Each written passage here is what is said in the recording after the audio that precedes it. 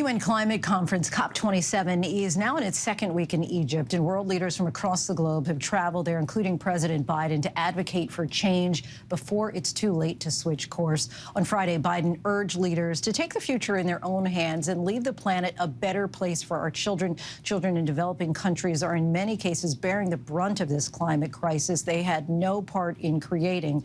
Joining us now in studio, just back from the climate summit, is UNICEF's head of its COP27 delegation, Paloma Escudero. Thank you so much for joining us. A pleasure. I know you just got back last night dealing with a little bit of jet lag, but so let's talk about UNICEF's charge basically to protect the children. What kind of immediate action would you like to see? 1 billion children are at the moment suffering the impact of climate change.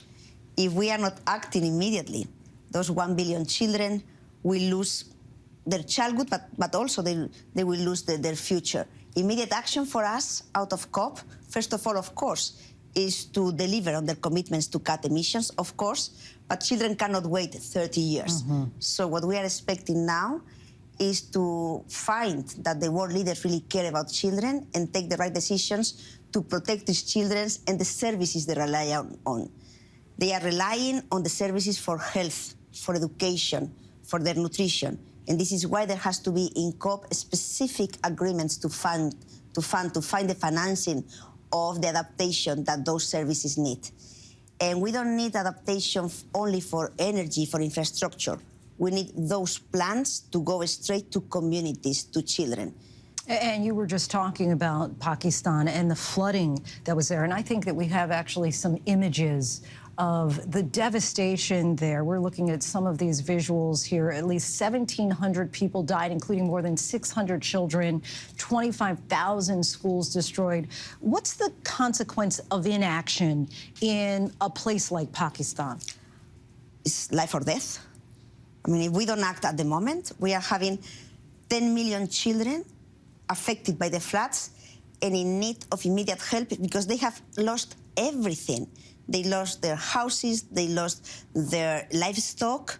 Most of them have been abandoning their villages and have to move to displaced camps. And at the moment, it's people who have nothing. They really left with absolutely nothing because the water reached the roofs of their homes and their houses. And not only is they need the support to survive, but also at this moment, they need support to rebuild.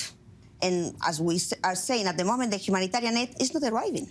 It's not arriving, and people don't realize that this is of biblical dimensions and that we really need a very specific effort to be reaching out immediately millions and millions of people in Pakistan, but also, as we know, in other parts of the world.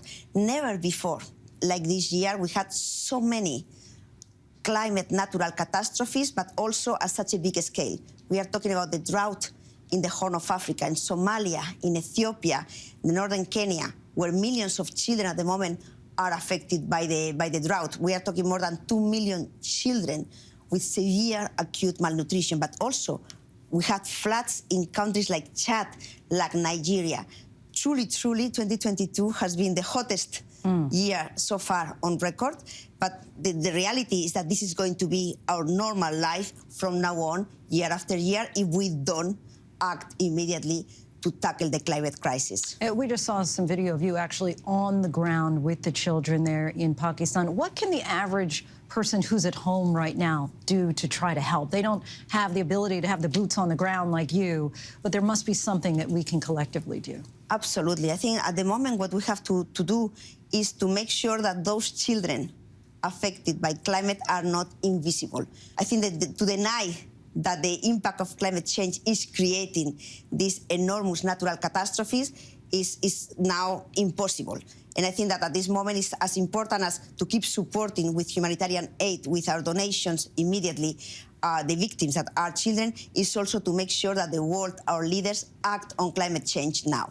And just lastly, before you go, I can't remember the exact quote, but there was an official there at COP who said something to the degree of, we are now in a highway directly to hell with our foot on the accelerator when it comes to climate. Did you leave at all more hopeful? Yes, I left very hopeful. That was the Secretary General in the opening remarks, and he's the biggest champion on the fight against time to tackle climate change. I left very hopeful, very, very hopeful. We, at UNICEF, in our delegation to COP, more than half of our delegation were young people from all around the world, amazing young climate activists that were there, as they said, to save their islands, to save their villages, to save their towns. And I will leave you with an example, a beautiful example of one of the youngest members of UNICEF delegation.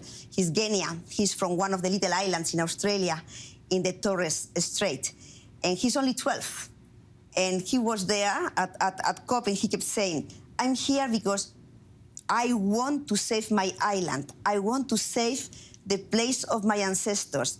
And I will not stop until all of you help me to recover my island. So the message from UNICEF, from the youth activists, is really of hope, because we are on time. And if we act, we can really avoid that millions and millions of children lose their present, but also lose their future because of climate change. Well, we thank you so much for that hopeful message, and hopefully people will take heed and take action.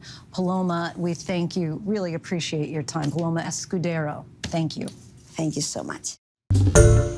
Hi, everyone. George Stephanopoulos here. Thanks for checking out the ABC News YouTube channel. If you'd like to get more videos, show highlights, and watch live event coverage, click on the right over here to subscribe to our channel. And don't forget to download the ABC News app for breaking news alerts. Thanks for watching.